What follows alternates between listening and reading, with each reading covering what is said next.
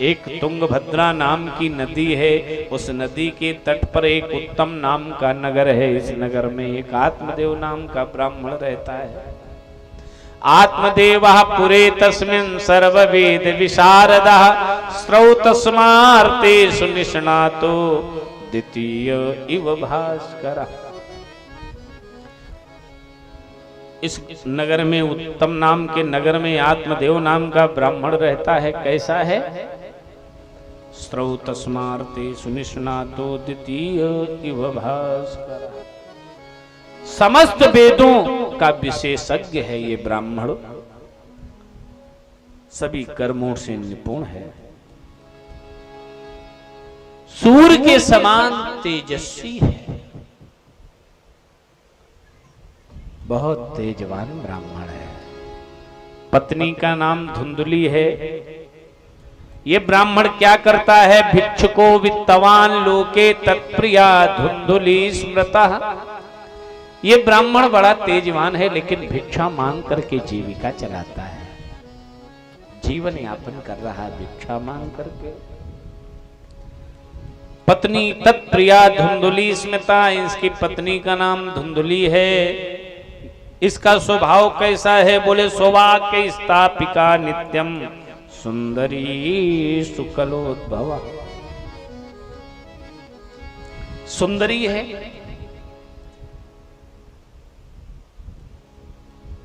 लेकिन ये बड़ी हठीली है। सौभाग्य स्थापिका, अपनी ही बात हर स्थिति में मनाने वाली है, लड़ करके झगड़ करके अपनी मन की चलाती है। और क्या करती है? लोक वार्ता रता क्रूरा, संसार की बातें करती रहती है। कौन चुनाव जीतेगा, कौन हारेगा, सट्टा लगाती है, लड़ने लगती है। लोक वार्ता रता क्रूरा प्रायसो बहुजल्पिका, बहुत बोलने वाली है। सूराचा ग्रह कृत्येषु, घर का काम तो बड़ी जल्दी जल्दी करती है, लेकिन कृपणा कंजूस बहुत है। और कलह प्रिय, इसको झगड़ा बहुत प्रिय है, इसको लड़ाई झगड़ा बहुत अच्छा लगता है। जब तक पति से, परिवार वालों से, पड़ोसियों से लड़ नहीं लेती है, झगड़ नहीं लेती, तब तक भोजन नहीं करती है। पति से रोज झगड़ा करती है। पतिदेव ने कहा, आत्मदेव जी ने कहा दाल बनाओ, इसने दाल बनाई, पाव भर दाल में 1.5 पाव नमक डाल दिया। पति ने कहा ये क्या किया तुमने, बहुत नमक डाल दिया। तो मारपीट करने लगी, लड़ने लगी। एवं निवसतो प्रेमणा दंपत्यो रममाणयो। ऐसी दुष्ट पत्नी को भी प्राप्त करके आत्मदेव बड़े प्रसन्न रहते हैं। आत्मदेव जी ने कहा सरकार, हे भगवान कितने कृपावान हो, यदि आपने मुझे सुलक्षणा सज्जन व्यवहारिक पत्नी दी होती तो हमारा ध्यान अपनी पत्नी में ही लगा रहता, और आपने दुष्ट पत्नी दे दी तो पत्नी से ध्यान हट करके आपके चरणों में लग गया। हर स्थिति में परमात्मा की कृपा का अनुभव करो।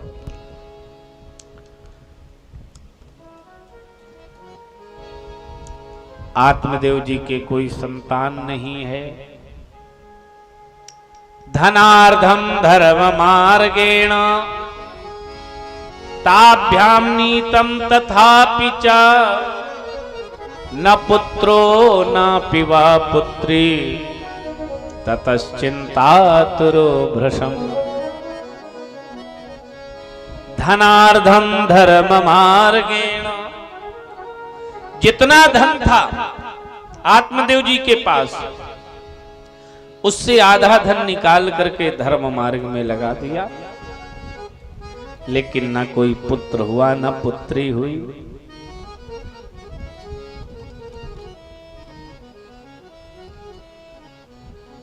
अब ब्राह्मण को बहुत कष्ट है, मेरे कोई संतान नहीं है।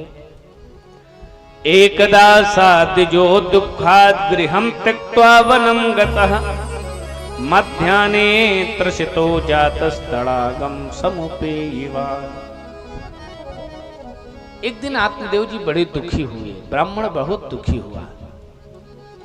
विचार करने लगा, पत्नी तो दुष्ट है, संतान कोई है नहीं, बुढ़ापे में कौन पानी देगा। ऐसा मन में विचार करके घर छोड़ दिया। एक जंगल में चले गए, प्यास लगी थी, सुंदर तालाब था, तो तालाब में गए, पानी पिया, मुंह धोया, सोचा ना हो तो गहरा तालाब है, इसमें डूब करके मर जाए, हताश हो गए। उसी समय एक संत आ गए। जीवन में जब संत का आगमन होता है, महापुरुष का आगमन होता है, विद्वान का आगमन होता है, तो जीवन का मोड़ ही बदल जाता है। उस यति, उस महात्मा ने आवाज लगाई, कथम रोदसी विप्रत्वम काते चिंता बलीयसी बदत्तुम सत्वरम मह्यम स्वस्य दुःखस्य कारणम कथम रोदसी विप्रत्वम काते चिंता बलीयसी बदत्तुम सत्वरम मह्यम स्वस्य दुःखस्य कारणम। हे ब्राह्मण देवता, क्यों रो रहे हो? तुम्हारे दुख का कारण क्या है? बताओ तो सही, क्यों दुखी हो? ब्राह्मण ने कहा, क्या बताऊं, मैंने जो पूर्व जन्म में पाप किए हैं उसी का फल भोग रहे हैं। हमारे कोई संतान नहीं है। ब्राह्मण ने कहा, तो रो क्यों रहे हो? बोले, दिग्जीविनम प्रजाहीनम दिग्जीवितम प्रजाहीनम धिग्रहम च प्रजा बिना धिग्धनम चानपत्यस्यो धिक्कुलम संतति बिना। महाराज, मैंने सुना है उस घर को धिक्कार है जिस घर में रुनुक धुनुक बालक के पायल न बज रहे हो। उस धन को धिक्कार है जिसका उपभोग करने वाला कोई वारिस ना हो। महाराज, मेरे कोई पुत्र नहीं है, मैं इतना पापी हूं कि पाल्यते या मया धेनु सा बंध्या सर्वथा भवेत् यो मया रोपितो वृक्षा सोपि बंधत्वमाश्रये। पाल्यते या मया धेनु, जो गाय मैं पालता हूं, मेरे दरवाजे पे आने के बाद में वो गाय बंध्या हो जाती है। यो मया रोपितो वृक्षाशोपि बंधत्वमाश्रये, जो वृक्ष में लगाता हूं, मेरे हाथ का लगाया हुआ वृक्ष भी बंध्या हो जाता है, उस वृक्ष में कभी फल नहीं आते। जो फल मैं बाजार से खरीद करके लाता, भगवान पर चढ़ाता हूं, वो फल भी सड़ जाते हैं। मेरे घर में तुलसी का पेड़ भी सूख जाता है। बहुत पापी हूं महाराज।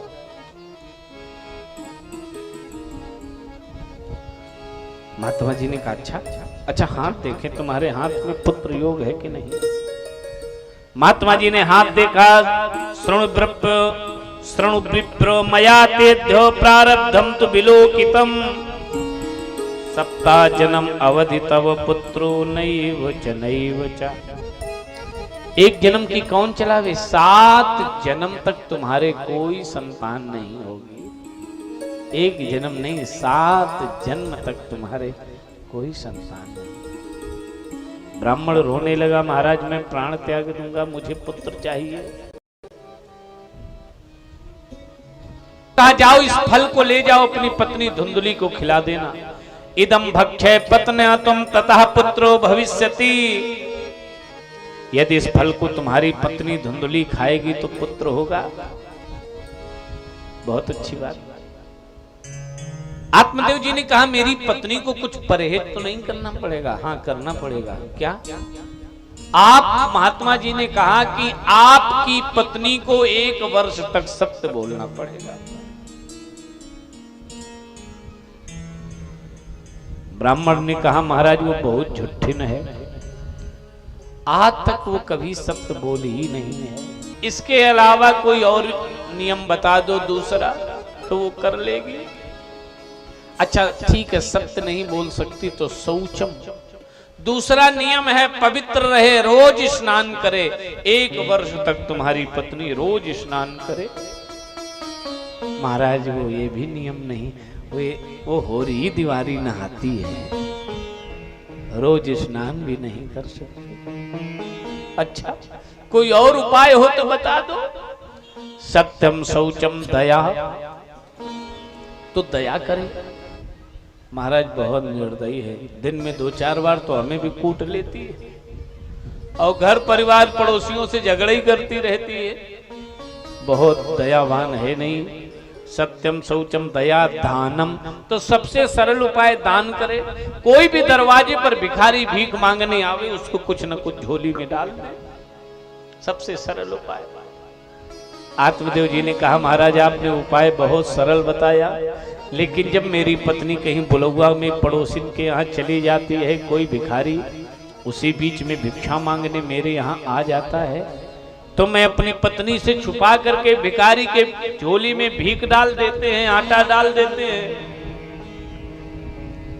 कदाचित मेरी पत्नी देख लेती है तो पहले हमें डांटती है और फिर जो भिखारी और 10 घरों से भीख मांग करके लाता वो भी छीन के रखा लेती है।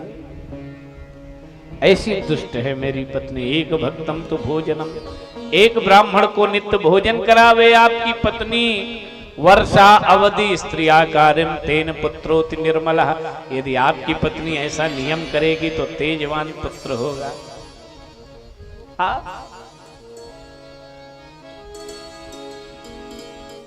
आत्मदेव जी फल लेकर के अपनी पत्नी के पास गए, देखा धुंधली पड़ोस में पड़ोसिन से झगड़ा करने में लगी है।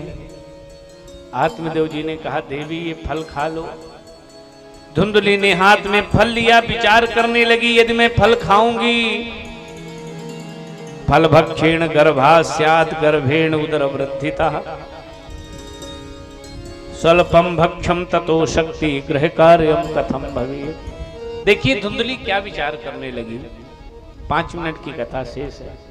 फल भक्षेण गर्भास्यात्, यदि मैं फल खाऊंगी तो मैं गर्भवती हो जाऊंगी, और जब गर्भवती हो जाऊंगी तो उदर वृद्धि हो जाएगी, और जब उदर वृद्धि हो जाएगी तो स्वल्पम भक्ष्य, तो मैं थोड़ा भोजन कर पाऊंगी, ततो अशक्ति, तो हमारे अंदर ताकत नहीं रहेगी, तो घर का काम कैसे करेंगे, लोगों से झगड़ा कैसे कर पाएंगे। दैवाद घाटी ब्रजेत ग्रामे पलायित गर्भणी कथम, मान लीजिए हमने फल खा लिया, हम गर्भवती हुई गई और हमारे घर में कहीं लग गई आग तो हम जल्दी भाग भी नहीं पाएंगे, वहीं जर जाएंगे, फूक जाएंगे, मर जाएंगे। पति से कहा तुम हमारे मारने की व्यवस्था कर रहे हो। एवं कुतर्क योगेन तत्फलम नैव भक्षितम। धुंधली ने कहा लालने पालने दुखम प्रसूताया वर्तते बंध्या वा विधवा नारी सुखनी चेत में मति। पुत्र के लालन पालन में बहुत तकलीफ होती है स्त्री को, मैं वो कर नहीं पाऊंगी। मेरी निगाह में तो बंध्या जिसके कोई संतान ना हो, वह विधवा जिसका पति मर चुका हो, वो स्त्री सबसे सुखी कही। मेरी निगाह में तो वो सबसे सुखी स्त्री होती। ऐसे ये दुष्ट धुंधली विचार करने लगी। एवं कुतर्क योगेन तत्फलम नैव भक्षितम, ऐसा मन में ही कुतर्क करते करते फल नहीं खाया। आत्मदेव जी इधर उधर पूजन कराने गए, तब तक इसने फल गाय को खिला दिया। तपस्या के प्रभाव से वो फल प्राप्त हुआ, संत ने दिया, गाय गर्भवती हो गई। गाय के गर्भ में सुंदर बालक पल रहा है। अब धुंधली चिंता में, आत्मदेव जी जब लौट के आए पूछा फल खा लिया, तो झुट्ठिन तो वही झूठ बोल गए, हाँ कब खा लिया था, अब फल तो खाया नहीं। तो इस चिंता में बड़ी दुबली हो रही दुर्बला, तेन दुखेन हन जो करवाण किम साब्रवीमं गर्भोस्ति तम दास्यामि प्रसूतिता।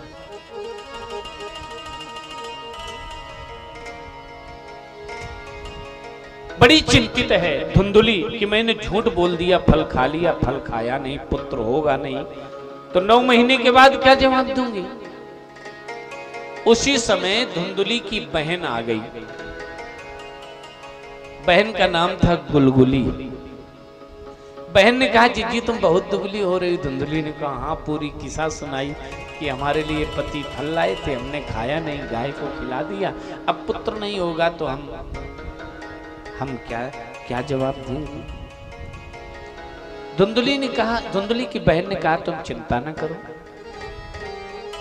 हम गर्भवती हैं, हमें तुम अपने घर में गुप्त रूप से रखो और आप भी बाहर न निकलना, नहीं तो माताओं को पता चल जाएगा। गुप्त रूप से घर में रहना, हमारे पुत्र होना है, वो बालक जब पैदा होगा हम तुम्हें दे देंगे, उसके बदले में हमारे पति को खूब धन दे देना। धुंधुली ने कहा ठीक है। धुंधुली ने बहन से कहा कि ये तुम्हारी सासू को तो पता है कि तुम गर्भवती हो, ये तुम्हारी सास पूछेंगी तो तुम उनको क्या समझाओगी। अरे बहन, जैसे आप झुट्ठिन तैसे हम झुट्ठिन। मैं उनसे कह दूंगी खड़मास को मर्तो बालो इति लोके बदिष्यति। हम अपने बहन के यहाँ घूमने गई थी, वहां 6 महीने का बच्चा पैदा हुआ और मर गया, ऐसा झूठ बोल दो। कुछ समय के बाद धुंधुली के एक पुत्र पैदा हुआ, बहन के एक पुत्र पैदा हुआ। धुंधुली ने बताया ये मेरा पुत्र है। आत्मदेव जी वेद पाठी ब्राह्मणों को लेकर के आए, स्वस्ति वाचन का पाठ होने लगा। धुंधुली ने कहा बालक का नाम मैं रखूंगी। धुंधुली ने अपनी बालक का नाम धुंधुकारी रख लिया। 3 महीने के बाद उस गाय ने भी पुत्र को जन्म दिया है। गोकर्णम तम श्रुतम दृष्ट्वा गोकर्णम नाम चाकरोत। गाय के समान लंबे लंबे कान हैं, ब्राह्मणों ने नाम गोकर्ण रख दिया। बोलिए गोकर्ण महाराज की जय हो। दोनों बड़े हुए, परीक्षा फल आया। गोकर्ण पंडितो ज्ञानी, लेकिन धुंधुकारी महाखला। गोकर्ण पंडित है, ज्ञानी है, विद्वान, लेकिन धुंधुकारी महामूर्ख है। क्या करता है धुंधुकारी? स्नान शौच क्रियाहीनो दुर्भक्षी क्रोध वर्धिता दुष्परिग्रह करता चा सब हस्तेन भोजनम। बड़ा हुआ, धोती कुर्ता पहन करके मुर्दानी घाट पर चला गया, मुर्दे के हाथ का छुआ हुआ अन्न खाने लगा। चौराह सर्व जनद्वेषी, चोरी करने लगा, अकारण सबसे विरोध करने लगा। लालनायार भकान धृत्वा सध्या कूपे न पातयत। और क्या करता है धुंधुकारी? छोटे छोटे बालकों को बुलाता है, भैया इधर और लालच देता है, कमपट टाफी का बुलाता है, और उन बालकों से कहता भैया अपने नानी का घर देखोगे। बच्चे बहुत शौकीन होते हैं नानी का घर देखने के लिए। हाँ हाँ देखेंगे देखेंगे। कान पकड़ के उठा देता है, कहता नानी का घर दिख रहा। बच्चे कहते हैं हाँ दिख रहा, मामा भी दिख रहे हैं। उठा लेता है और कुआं में फेंक देता है। बेचारे छोटे छोटे बच्चे मर जाते हैं। लालनायार भकान धत्वा श्रद्धा कूपे न पात। कुआं में फेंक देता, उन बच्चों को मार देता है। और क्या करता है?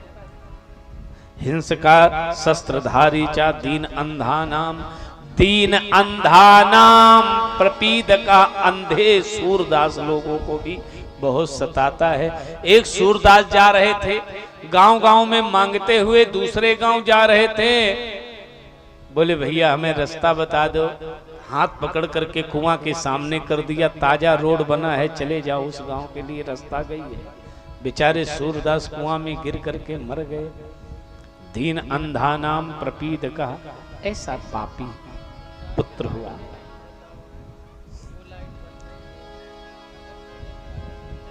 एक दिन अपने पिता के पास आया है, पिता मुझे कुछ पैसे की आवश्यकता है, दे दो।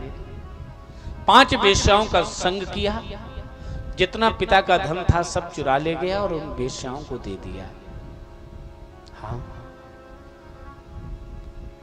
एक दिन पिता के पास आया, पिताजी कुछ पैसा दे दो।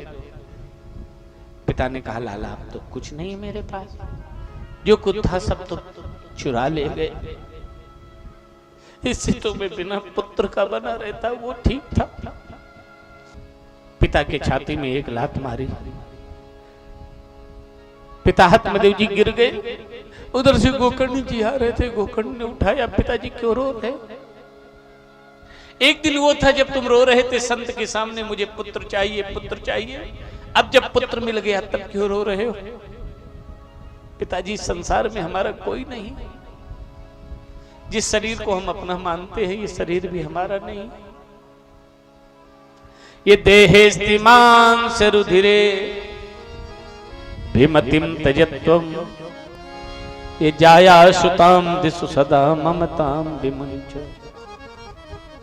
पश्यानि समजगदिदम क्षणभंग निष्ठम, वैराग राग रसिको भव भक्ति निष्ठा। देहेस्ति मांस रुधिरे, ये शरीर अस्थि और मांस खून का बना हुआ है, ये हमारा है, ऐसी मति त्याग दो पिताजी। पश्यानि समजगदिदम क्षणभंग निष्ठम, जाया सुताम दिशु सदा ममताम विमुंच।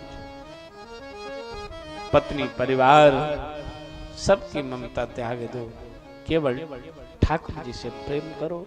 क्यों? क्योंकि पश्यानि समजगदिदम क्षणभंग निष्ठम, जहां तक हमारी दृष्टि जा रही सब कुछ क्षणभंगुर है, नाशवान है। इसलिए वैराग राग रसिको भव भक्ति निष्ठा, भगवान के बैरागी हो जाओ, भगवान से प्रेम करो। धर्मम भजस्व सततम त्यज लोक धर्मान, सेवस्य साधु पुरुषान जहि काम तृष्णा। काम तृष्णा का त्याग करके संतों की सेवा करो। अन्यस्य दोष गुण चिंतन मासु मुक्त्वा, सेवा कथा रसमहो नितराम पिबत्वम। भगवान की कथा और उनकी संतों की सेवा निरंतर करते रहो, आपका उद्धार हो जाएगा पिताजी। एवं सतोक्ति बसतोपि गृहम विहायो यातो वनम स्थिरमतिर्गति 60 वर्षा। आत्मदेव जी की उस समय 60 वर्ष की अवस्था थी। जैसे गोकर्ण जी ने समझाया, युक्तो हरेरनुदिनम परिचर्यासौ, श्री कृष्णमापनियतम दशमस्य पाठात्। भागवत जी का 10वें स्कंद का पाठ करते करते आत्मदेव जी वन को चले गए, सब छोड़कर। एक दिन मां धुंधली कुआं में पानी भर रही थी।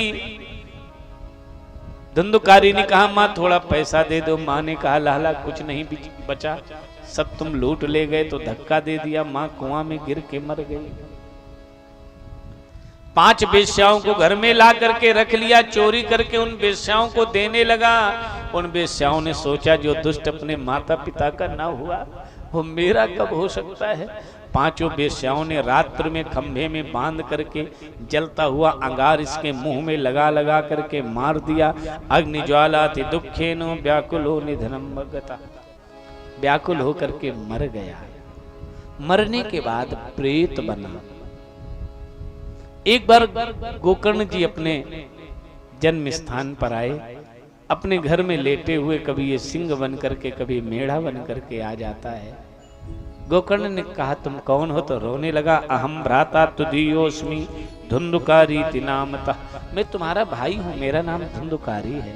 स्वकीयम नैव दोषेण ब्रह्मत्वम नाशितम मया, मेरे बुरे कर्मों से मेरा ब्राह्मणत्व समाप्त हो गया। भैया अब मुझे इस प्रेत योनि से छुड़ा दो भैया। गोकर्ण जी सूर्य भगवान के परम भक्त थे। सूर्य भगवान की गति को रोक दिया। सूर्य भगवान ने कहा, गोकर्ण जी क्या बात है? हे सूर्य भगवान, मेरे भाई को मोक्ष दे दो, परम धाम प्रदान कर दो, प्रेत योनि से छुटकारा दिला दो। सूर्य भगवान ने भागवत जी का उपदेश दिया। भागवत जी का उपदेश दिया और कहा, इस भागवत को अपने भाई को सुना दो, उद्धार हो जाएगा, प्रेत योनि से उद्धार हो जाएगा। जंगल में मंच बनाई और वहां पर श्रीमद् भागवत कथा का शुभारंभ गोकर्ण जी ने किया है। एक 7 गांठ का बांस जैसे यहाँ पर रखा है, ऐसे 7 गांठ के बांस में प्रेत बैठ गया। पहले दिन की कथा विश्राम हुई, पहली ग्रंथि फटी, दूसरे दिन की कथा विश्राम हुई, दूसरी ग्रंथि फटी, एवं सप्त दिनश्चैव सप्त ग्रंथि विभेदनम। इस प्रकार जैसे सातवें दिन की कथा विश्राम हुई, सातों ग्रंथि फट गई। देवता बनकर के परमधाम को धुंधकारी देवता बनकर के परमधाम को गया है। जितने श्रोता बैठे थे बोले महाराज कथा हमने भी सुनी, हमारे लिए विमान नहीं आया। बोले आप कथा मन से, शरीर से तो कथा पंडाल में थे, लेकिन मन आपका घर परिवार में फंसा हुआ था। इसलिए जब भी भगवान की कथा सुनो मन से सुनो। पुनः कथा सुनाई सबका उद्धार हो गया।